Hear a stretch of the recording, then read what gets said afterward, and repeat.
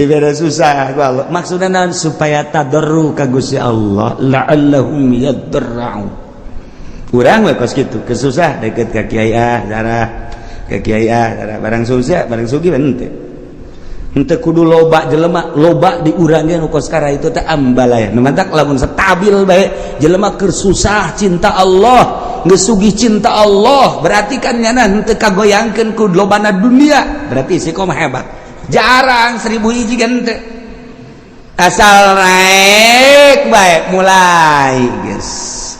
Kamari ieu mah bisa tamat Quran sabulan sakali ku ari mah Quran ngan di deuleu doang. Eker kamari mah rada susah teh ya, bisa babarengan jeung babaturan barang ku ari sugih geus teu bisa babarengan jeung babaturan. Kamari ieu mah keur rada susah teh ya, bisa seserian barang sugih mah tugas teu bisa ku ari mah sibuk. Bandung teh, Surabaya teh, Singapura teh, Jakarta teh.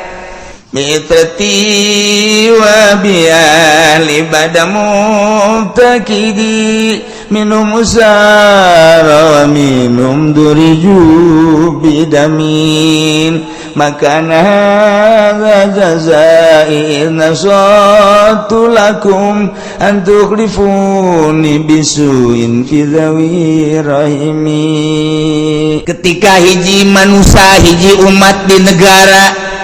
kemudian ku Gusti Allah teh diturunkan seorang nabi titah dakwah ngajakan nauhidkeun ka Gusti Allah. Umatna didinya teu percaya ka nabi tersebut, inkar, ku Gusti Allah selalu diberi siksa dengan cara siksaan Allah teh ku kasangetan fakir, penderitaan gering dibere ku Gusti Allah teh paila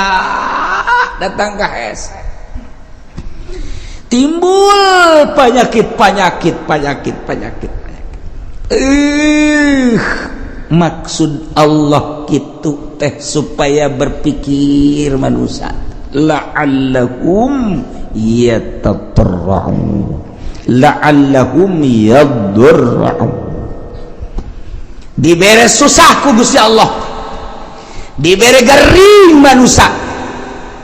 Maksudnya supaya jelema tadarru ka Gusti Allah, nurut ka Rasul, nurut ka Nabi nu diutus ku Gusti Allah. DPDP supaya tunduk, supaya ngarendahkeun diri, anu dimaksud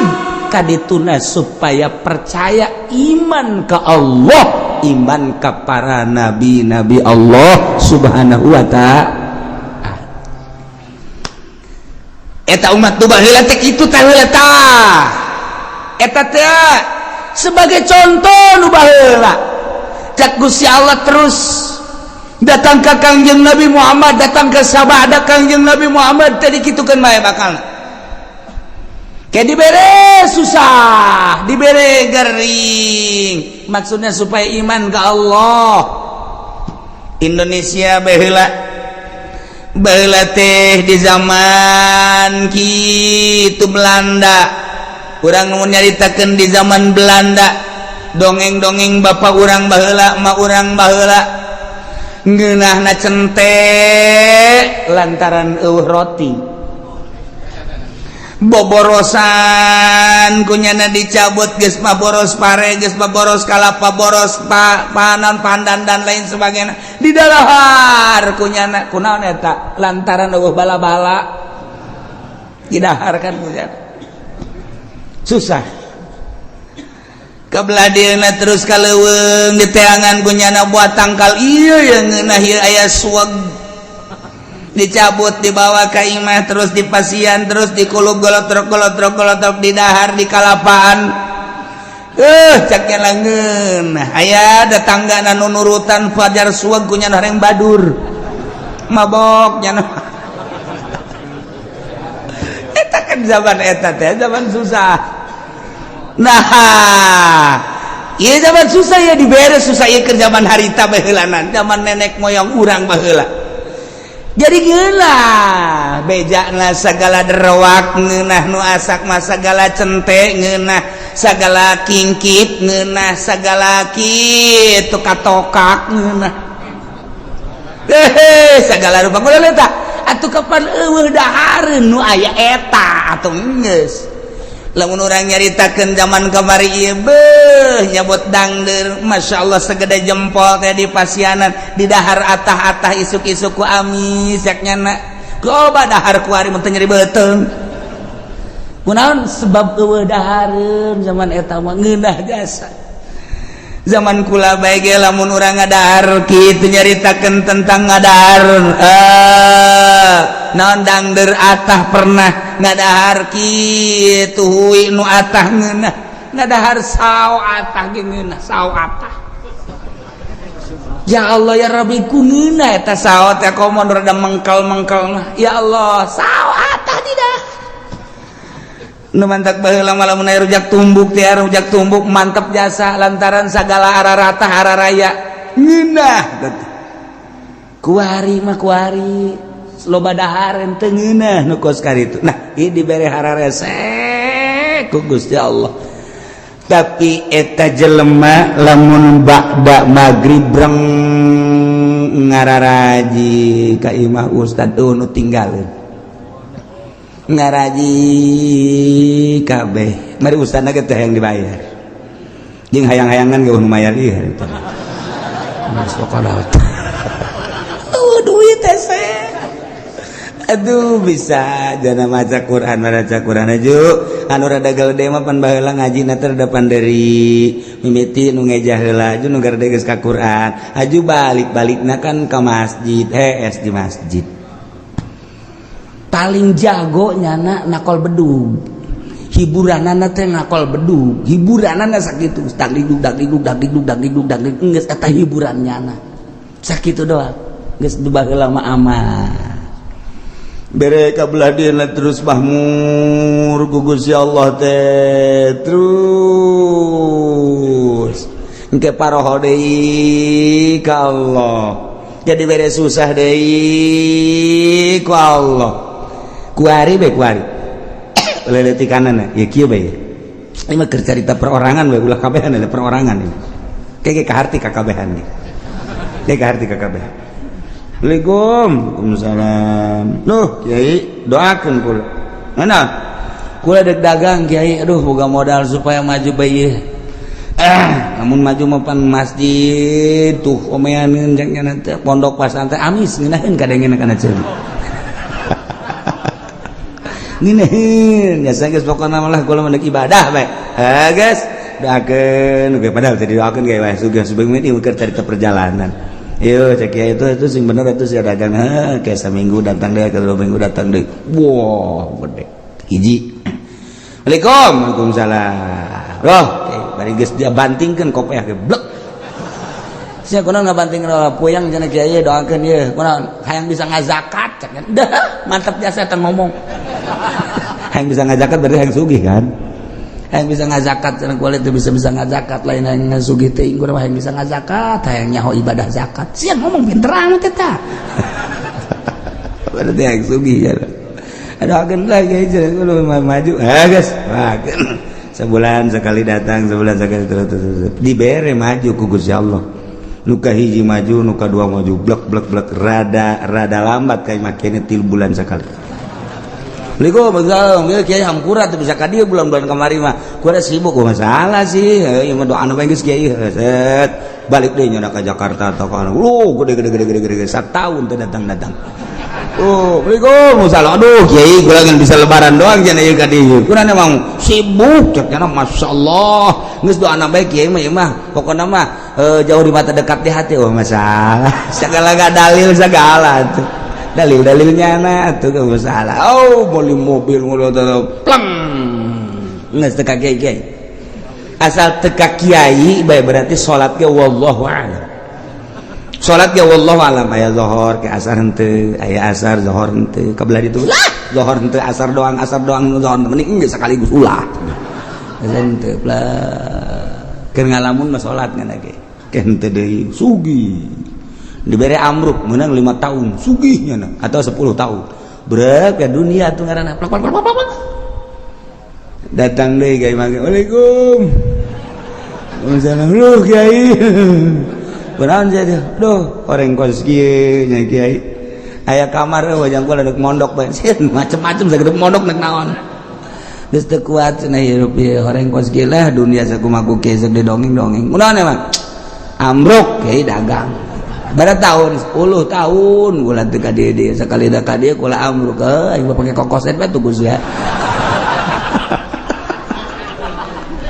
teu meunang tak Kiai ngomong kos gitu teu meunang ieu cerita doang segala kokoset segala naon tah ieu keur carita bae jelema susah datang ka kiai berarti kan carita kiai berarti nyana ngadeukeutan Allah senang poh ka kiai kajian ieu mah keur carita ka kiai padahal mah hakikatna mah ngajauhan ka Allah kan tuh jauh keur susah mah jelema deukeut ka Allah keur senang mah jauh ka Allah nu matak hebat jasa jelema lamun keur loba sagala deukeut ka Allah hebat jasa carang jelema deukeut ka Allah teh mun geus kajepit jasa tinggal buntut tapi utak bae eta bisa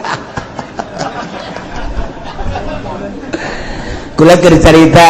di Bandung mun ente ka Bandung aya didinya ngaran kitu toko Almasum nyaritakeun deui aya naon ngaranna pom bensin Almasum musola Almasum Bandung loba kori aya pondok pesantren Almasum aya yayasan Almasum loba bang boga Almasum Bandung eta teh kumaha dongengna baheula ngaranna Haji Maksum eta teh keur susah jasa datanglah ka Mitoha ka Garut kees tadi mah Mitoha doana Kiai geus di Mitoha tadi dinya geus didoakeun beres Mitoha berenang tuh ngadoakeun maju ambruk deui tas maju teh teu ka imam Mitoha teu ka imam Mitoha ambruk ka imam Mitoha deui oh maksudnya deng deui di imah THS deui biasa doakeun boh majuna teu kira-kira pohar aja sah miliuder Bandung geus lah geus datang ka pae teu kapanggih geus teh masalah ieu keur carita masalah itu masalah dunyana ge teu bermasalah ieu mah keur carita kos kitulah dunia poho dunia mah ka Allah tah ka Allah tah datang ka pae teh teu kapanggih teh jeung mitoha tah lantaran nyana teh urusan dunia Masya Allah karim aya deui moal dicaritakeun tah di Bandung aya anu boga kitu Majalaya nu boga pabrik samping keur susah datang ka guru kula datang terus ada senang poho susah deui datang deui dia datang oh senang deui terang senang pohara jasa senang kadeuleuna padahal hutang gede senang baheulana poho ka eta dunia mah kos kitu nah mata ku Allah ieu keur nyaritakeun di dieu ieu keur nyaritakeun ieu teh wa ma arsalna fi qaryatin min nabiyyin illa akhadna ahlaha bil basa'i wad darra tepati ngutus kaula ka hiji nagara diutus seorang nabi kecuali ku kaula teh disiksa ahlina nu mantak disiksa lantaran teu percayaeun ka nabina ngabohongkeun ka nabina ku Allah disiksa teh lain di kukumaha heulanan dibere kesulitan yakni kapakiran dibere kageringan gering luar biasa keur carita perorangan cara tadi keur cerita secara umum keseluruhanana oh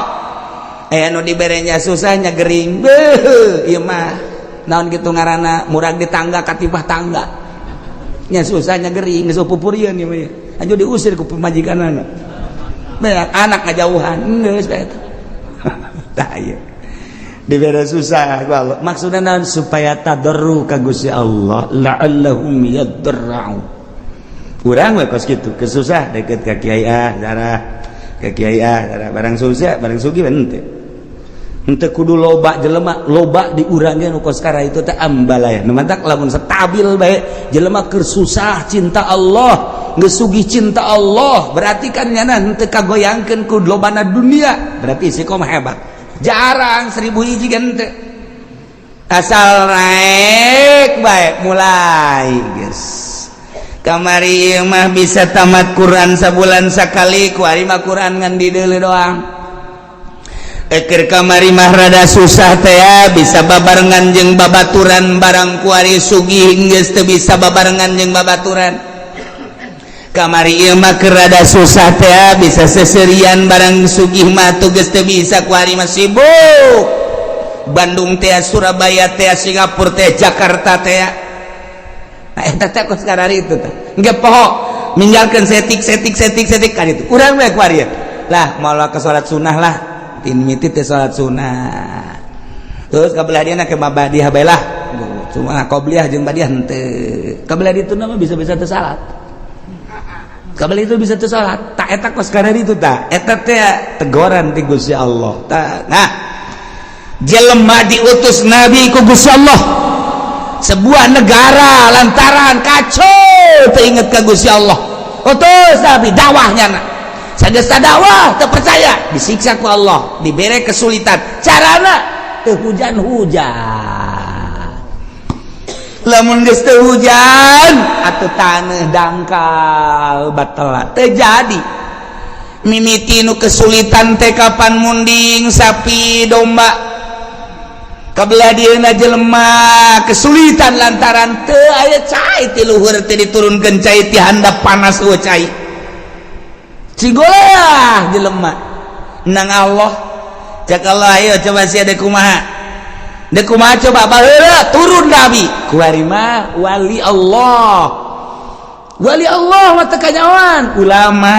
nyaritakeun ulama kade cek kiai teh sing loba dumadeus ka Gusti Allah urang ti Allah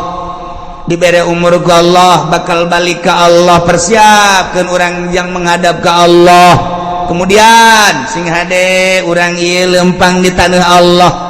Urang mah bangun tenang-tenang bae padahal mah taneuh Allah teh neuleukeun ka urang. Langit neuleukeun ka urang, tangkal kayu neuleukeun ka urang. Urang mah teu boga asa dideuleukeun, teu boga rasa dideuleukeun. Kok kadituna teu boga rasa dideuleukeun ku Gusti Allah. Jauh ka Gusti Allah, malah judi, malah mabok. Teguran ti Gusti Allah, dibere susah. Susah, kesulitan. Higi kuari-kuari keur ditegor ku Gusti Allah. Pabrik balalangkrut kuari. Nu geus di PHK leuwih ti 50%. Pulang kampung kuari. Pabrik nu aya na ge encan jelas. Manajemen geus teu jalan lantaran ekspor impor teu jalan. Sebab dolar makin naik. Kuari geus 13,4. Kadituna lamun 14 geus leuwih parah deui antara pembelian bahan baku jeung produksi jeung penjualan teu seimbang sehingga PMHK-an anu dilobakeun lamun kuari encan jelas bakal datang ka iraha maka pabrik mulai gulung tikar geus pabrik gulung tikar berarti karyawan sabaraha ribu kali kuari keur aya kitu 50 pabrik atau 100 pabrik sapabrikna menelan manusia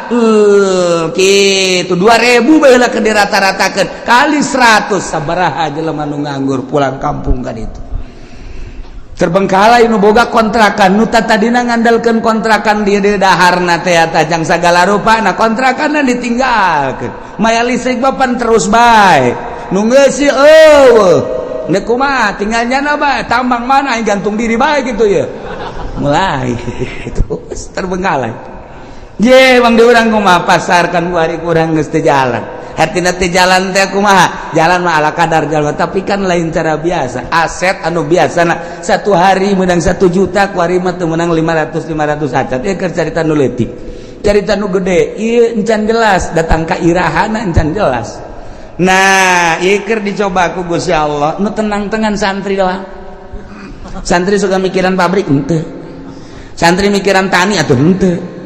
Santri mikiran perekonomian henteu nya teu nyaho ka ekonomi ka politik teu nyaho santri mah. Sebab nya mah jadi wali ka abeh. Mun nya wali santri. Ya tuh tenang wae nya. Ngitung bae we cenah geus wayah balik-balik. Assalamualaikum.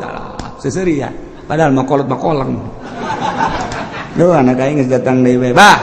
poe balik deui ka pondok. Kudu aya duit 1 juta. Boh.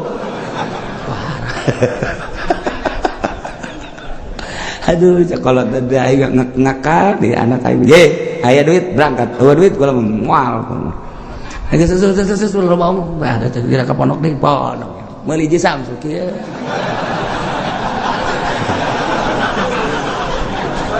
atuh nyaritakeun politik politik nyaritakeun ekonomi duit aing ngambala ya taloba geus cenah mah atuh geus nya mah jadi wali we pokona mah geus nah bang tenang-tenangna geus jadi santri geus ngitungan bae ngaji mah tilok ngitung balik deui bae teu nyaho santri mah geus teu nyaho naon pokona mah ngaji ibadah geus teu nyaho naon jasana jangan anu mikiran bae ge sugan atuh jadi kitu motivasi dan teu atuh mah nyana salat berjamaah tas berjamaah pondok baca Quran tadarus Allahu lazim dak masak beres meuli botan dak duit aing ambual aya ti bapak aing puguh bapak nama ngedagang naon gitu ngartoge ngek geus teu nyaona naon ya dagang dangdir nya nanjak kesangan tengah jalan kesangan kosokan heula ieu dorong deui ka ditu jual datang anakna duit bah meuli gudang garam kadeleunna mah rokok padahal kesang bapak eta cucu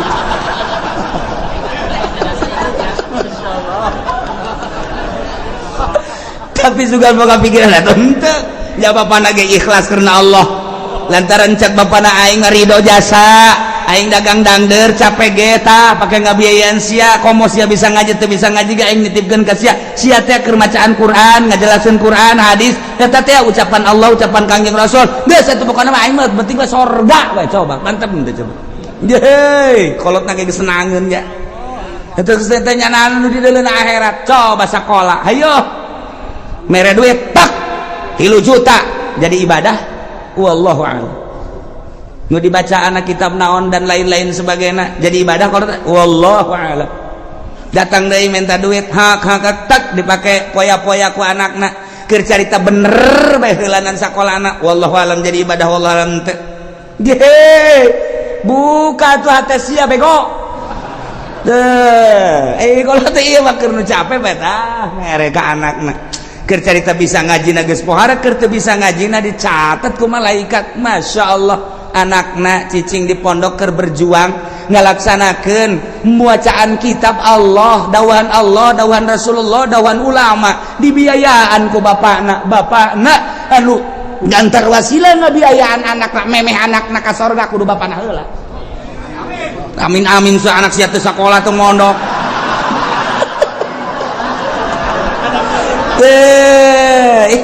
emang wah gitu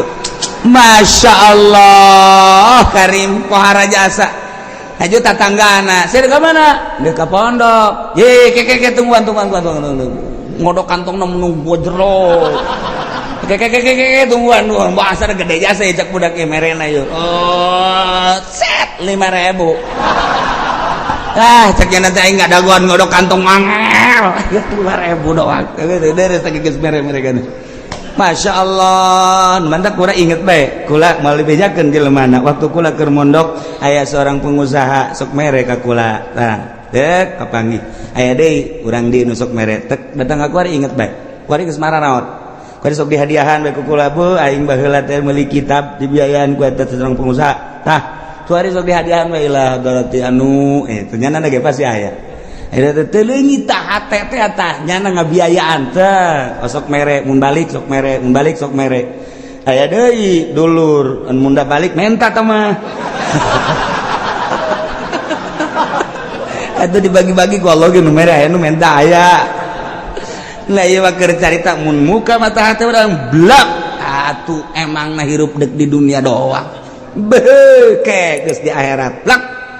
Masya Allah begitu seorang santri ustad atau kiai ditimbang amalnya bagus sorga cak pengusaha malaikat ulah kali ke sorga kan emang kunaon gitu ulah baga emang naon hubunganan ayah hubungan gede jeung kula ulah ke sorga kan ji naon heula ke tanyakeun eta kitab nu dibaca kunyana nang meuli saha tanyakan tad emang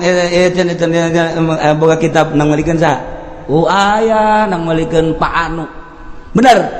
tuh Bapak Anu mana tuh rangkulannya bari ngarangkul bang ngarewas ajak atuh ka sono jadi kumaha usul lain mah pokokna mah ieu ustad bisa baca Quran bisa baca kitab pan kitab nanti Bapak bejakeun ka Gusti Allah eta kitab nang ti Bapak gitu bejakeun ka ditu di cek ustad teh bisa gitu bejakeun ka malaikat beja malaikat bebeja Gusti jadi aya nu ngotot bae pengusaha saya hayang milu ka sorganya na emangnya boga amal naon amalna mah teu pati bagus kan meulikeun kitab eta sabab wasilah santri bisa ngaji ku sebab dibelikeun ku jana jeung sok dibiayaan ku jana aduh cak Gusti Allah geus sok ka sorgakeun mah je lamun urang neuleuh ka dinya tah emang kumaha gitu ulah-ulah eta kapan dongeng Kangjeng Nabi aya jelema nu maot teu boga amalna naon ulah ka di nerakakeun ka Kangjeng Nabi pan gitu coba sugan wau tante nyana tes pernah ngaji tante jeung kiai tanya pernah ngaji henteu pernah bareng jeung kiai teh kitu bejakeun pernah bareng jeung kiai teh henteu wau teh jeung kiai bejakeun wau teh jeung kiai henteu ieu mah berapa mau serongan ieu mah gaji tilok wau henteu bareng henteu pan puara tah mah coba pernah henteu ka imah kiai bae sia pernah ka imah kiai henteu masyaallah ieu henteu coba henteu Kangjeng Nabi liwat tanya liwat pernah teu ka imah kiai barang ditanya si pernah teu liwat ka imah kiai mun liwat pernah eta ge neangan embe kula leungit liwat ka imah kiai aya nu ngomong eta cenah imah kiai jadi kula nyawa geus kasorgakeun berarti nyana eta nyahoeun ka imah kiai je atuh komo nu ngararaji di dieu ta eta nu ngabiayaan sarana agama mah kos kitu lain lalagan eta dongeng Kangjeng Nabi ditanya heula coba pernah ngaji henteu henteu pernah wau henteu henteu pernah bareng teh jeung kiai henteu pernah ka imah kiai henteu silaturahmi henteu boh pohara jasa ieu mah sama sakali cenah mah ieu liwat ka imah kiai eta doang eta ge neangan embe salam tuh mau imam ngabiayaan kan pohara jasa Masya Allah nah ialah tepati-pati kaulah ngutus seorang nabi ke hiji negara kemudian bangsa jeung umatna ngabohongkeun ka eta nabi kecuali kaulah nyiksa ka ahli negara eta ku cara dibere kesempitan kesusahan anu luar biasa perekonomian teu jalan pertanian teu jalan dan lain-lain sebagainya teh jalan sulit luar biasa wadbarro jeung penderitaan gering timbul gering-gering segala gering darah tinggi segala darah rendah segala ginjal segala macam-macam gering jelema teh geus mah kitu segala makroni segala kitu lihat sirah dan lain sebagainya bahkan aya penyakit anu dibawa ke dokter teh geus ngecek melalui ronsen melalui kitu SG teu kapanggih penyakitna cek dokter cekna sehat pugu gering tapi cek dokter sehat bapak ini udah pulang aja sehat pugu gering bingungnya nangis aing gering dibajar sehat dokter bodoh guys bukunya nana gering nana lu ngarasakeun tapi cek dokter teh melalui ronsen penyakitan melalui penyakitan darahna bagus ya teh bapak sehat ceknya cek jantung sehat cek paru-paru ge sehat tapi nyana nangis teu bisa kicep-kicep acan cek dokter pulang bapak sehat aing gering ceknya teh nah ini bukan bagian dokter coba ke sono ke Jampang Surade takut ada gaang di dalam perut nih coba nah iya geus teu kapagieun ku dokter ge geus teu kapagieun dibawa ku ari ka kulon ka Pandeglang kaca dasari aya di dinya teh nu make iket ini penyakitnya cekel ping-pingna lot keluar paku tuh dulu tuh paku kos kieu aya di jero awak untung bisa HS gesaknya nanti Masya Allah cak nu nganter tuh lamun 3 kilo mah bisa pakai ngabangun tah paku mana aya di jero awak kudu aya pakuan saga bohong boro-boro paku urang ka sura ge leutik jasa nyeri jasa tuh paku sok badak kieu mah urang teu percaya bae itu caknya nanti apa ieu mah tidak selesai ieu mah moal selesai dicokotan kieu mah sebab di imah ieu mah aya orang hideungan kudu mayar ya mah segala apel jin segala apel jurig segala naon wah tambah cai tambah daun eta bener apa nu kitu bohong nu karana itu aya penyakit itu bener temen eta mah bohong dukun ngaranna nah ieu disiksa ku Gusti Allah maksud Allah mere peringatan la'allahum yadra'un supaya DPDP supaya tunduk rendah diri kadituna iman ka Gusti Allah nu kafir supaya iman supaya percaya ka utusan Allah anu geus iman ka Allah supaya balik tobat ka Gusti Allah supaya mantep menghadap ka Gusti Allah subhanahu wa ta'ala summa badalna makana sayyatil hasanah tuliku kaulan wagung digantikeun dibere eta kaum teh ina tempat kesulitan ka gorengan teh ane siksa al hasanah kabagusan nu tadina susah jadi sugih anu tadina gering jadi cager ku ari mah ku Gusti Allah teh dibere mahmur anu tadina dibere susah dibere gering ganti ku Gusti Allah dibere ku ari mah tina tadina panas jadi tiis tadina teu jararadi taneuh teh jadi tadina perekonomian macet ku ari jadi makmur terus jadi jalan dan lain sebagainya geus kasimpulan nama susah jadi sugih gering jadi sehat hatta afau sehingga tina subur tambah harta tambah loba munding tambah loba sapi tambah loba domba tambah loba ayam gitu kene kendaraan tadina boga motor hiji jadi dua jadi tilu mobil gitu kene bahkan jeung pamajikan ge nambah tadina hiji jadi dua jadi tilu ku makmurna masyaallah pohar anak baradakan jadi loba hatta afau tadi dengan boga anak hiji dua ku ari mun ditanya ti bibit itu 10 bibit itu 10 bibit itu 10 opat bibit jadi 40 geus lamun dek lebaran mudik jang anak doang nyewa bus hatta afau bahmur jasa ieu pohar jasa kumaha eta dikitu-kitukeun ku Gusti Allah ke dibere susah ke dibere sugih ke dibere gering ke dibere cager eta teh kapan menang Allah maksudna Gusti Allah teh supaya inget bahwa ieu teh dadamelan Gusti Allah geus ana dadamelan Gusti Allah supaya iman ka Gusti Allah geus iman ke ibadah ka Gusti Allah supaya mantep nauhidkeun ka Gusti Allah subhanahu wa ta'ala tapi kumaha eta kaum waqalu cek eta masyarakat teh kufrun linikmat kana kufur kana nikmat sing hadeta maki kituan tekod masa abaana dara wasarra bapa moyang urang baheula ge osok dikitu-kitu baheula ge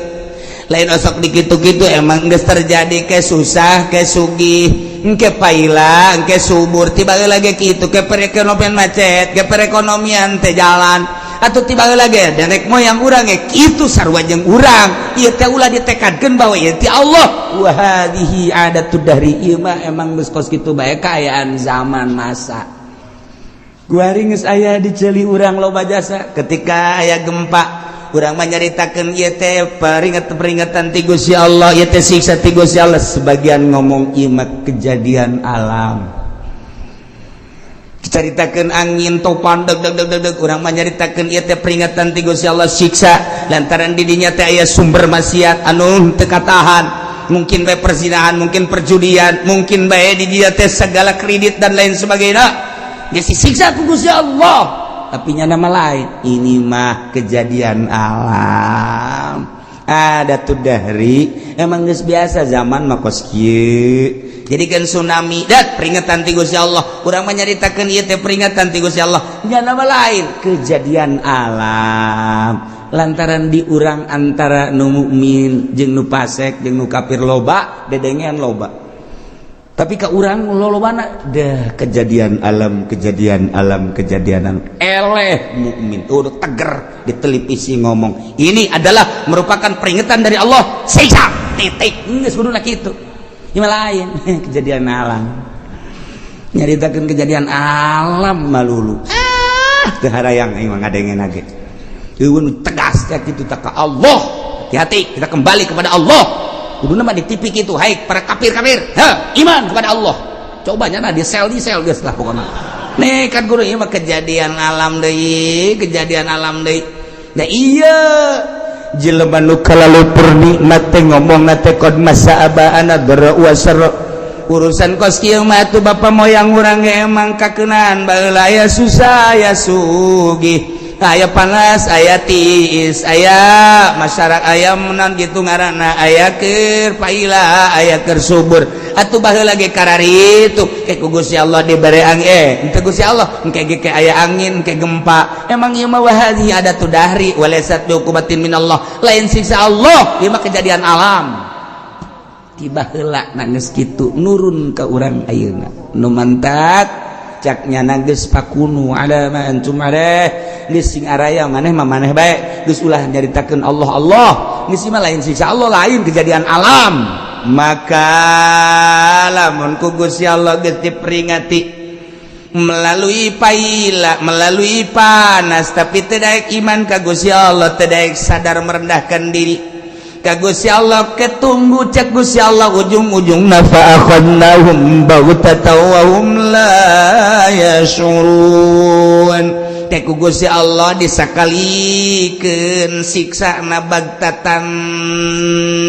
teh sekaligus kaget sekonyong-konyong wa hum la yashurun bari manehna teu nyaho kana waktu datangna memena sugan aya kitu warning sen-sen teu aya langsung bae emang kamari ieu waktu aya tsunami Aceh teh emang aya peringatan teu aya jeger kabeh ka bawah waktu kamari ieu di Padang emang aya peringatan awal geus ku Gusti Allah diperingati awal tapi kaberani itu udah tetap teu iman gak gempa sabaraha ribu manusia anu teu disalat teu Sukabumi gempa Garut gempa Yogyakarta gempa nu kuari mata anu celian nu pengkor anu leungeunnan dan lain sebagainya masih kadeuleu keneh kurang Yogyakarta teh tapi tetep teu iman ka Gusti Allah awas cak Allah namun ku aing kuari peringati melalui panas ku aing diperingati teu aya hujan sawah-sawah batela dan lain sebagainya hawa anu sakieu geus teu benyatu jeung urang panas luar biasa eta teh sing inget sia-sia teh nang aing ieu cuaca nang aing panas nang aing balik atuh ka aing cak Gusti Allah lamun sia balik ka Allah aman ku aing sia tapi lamun sia teu balik ka aing ieu kejadian alam deleukeun ku aing sia lamun ku aing teu didatakeun bagtatan awas tuh mun ngeri urang sing lobakeun istighfar ku ari ge ka Gusti Allah Subhanahu wa ta'ala di lembur-lembur ayo istighfar astagfirullahalazim wa atubu ilaihi minimal 70 astagfirullahalazim wa atubu ilaihi atau anu panjang astagfirullahalazim alladzi la ilaha illa huwal hayyul qayyum wa atubu ilaihi atau sayyidul istighfar Allahumma anta rabbi la ilaha illa anta khalaqtani wa ana 'abduka wa ana 'ala ahdika wa wa'dika mastata'tu bika min syarri ma sana'tu wa a'udzu bika min ni'matika wa a'udzu bika min dhanbi faghfirli fa innahu la yaghfiru dzunuba illa anta ta eta baca ku cenah panjang ting teh Kiai nu pendek bae astagfirullahaladzim li wal walidayya la sabilu lajibati alayya jamu simu Muhammad eta ge panjang kene cenah Kiai nu pendek bae astagfirullahaladzim wa tubu ilaih eta ge panjang kene sia moal maca ieu sia mah panjang keneh bae sebagian baca istighfar balik ka Gusti Allah Subhanahu wa ta'ala lantaran hujan-hujan anu aya di sekitar urang encan hujan murni sing ade encan hujan murni ieu mah hujan buatan teh pemerintah supaya ulah ngebul teuing mantak urang tetep sulobakeun istighfar ka Gusti Allah Subhanahu wa ta'ala ieu kurang keur dicoba ekonomi keur rada carut marut bagi anu bergelut di perekonomian kuari emang kerada carut marut pertanian ribuan hektar nang Allah aya nu geus kekurangan cai urang kula seserian di urang aya hujan lain hujan asli sebab hujan asli mah diawali ku guludug jeung kilat ieu mah guludug kilat mendung hujan sing inget hujan asli awal kilat jeung guludug ketika geludug juga kilat lain asli hujana ieu mah sakadar peringatan jeung urang hati-hati ulah obrot teuing tetep urang make caina lobakeun istighfar ka Gusti Allah Subhanahu wa ta'ala ajakan di lembur ku urang babalik ka Allah komo datang ka kafir-kafir arasub Islam minimal urang nu agamana Islam tobat ka Gusti Allah Subhanahu wa ta'ala walau anna ahlal qura wallahu a'lam.